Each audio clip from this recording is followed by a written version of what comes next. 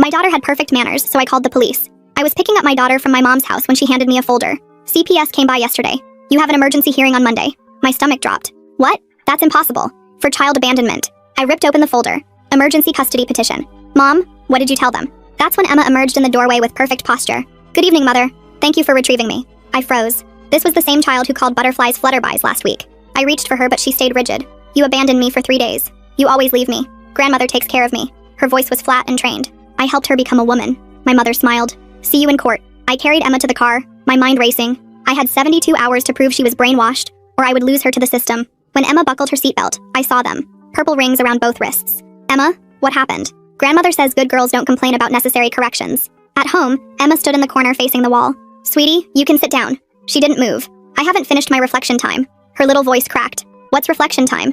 She went quiet and her whole body started to shake. I pulled her into my arms, but she went rigid again, whispering numbers. 97, 98, 99. Why are you counting? I have to reach the number or I go back to the special room. The words barely left her mouth when she wet herself. Right there in my arms. 5 years old and shaking with terror.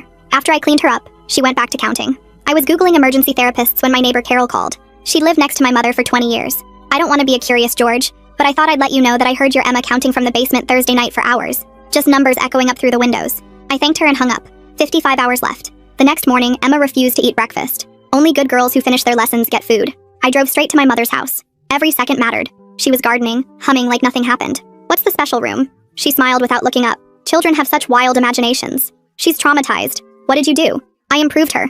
Most people pay good money for that kind of transformation. You're welcome. She finally met my eyes. Little brats become perfect girls with the right methods. You trained her to lie. I trained her to tell the truth. Good girls don't tell stories. She returned to her roses. See you Monday.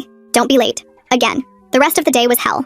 I took time off work to talk to Emma, but she wouldn't break from her script. CPS wouldn't return my calls. 40 hours left. That night, Emma went to bed sitting upright, still counting. I dozed off in the chair beside her. It was 2 a.m. when she started screaming. Please, I counted to 10,000. I counted all the way. Please let me out. It's dark. But she wasn't in bed anymore. I ran down to the basement where I found her standing in the corner. This is where the special room is at grandmother's. She pointed at the wall. But we can't open it. Only grandmother opens it. I love grandmother. She takes care of me when you abandon me. I wanted to tear my hair out. I booked an emergency therapist the next morning, but evaluations take weeks. She couldn't testify by Monday. I tried recording Emma, insisted that it was a safe space, that I loved her, but she just repeated her script. You abandoned me. Over and over, dead-eyed. I drove back to my mother's with my phone recording. Tell me what you did to her.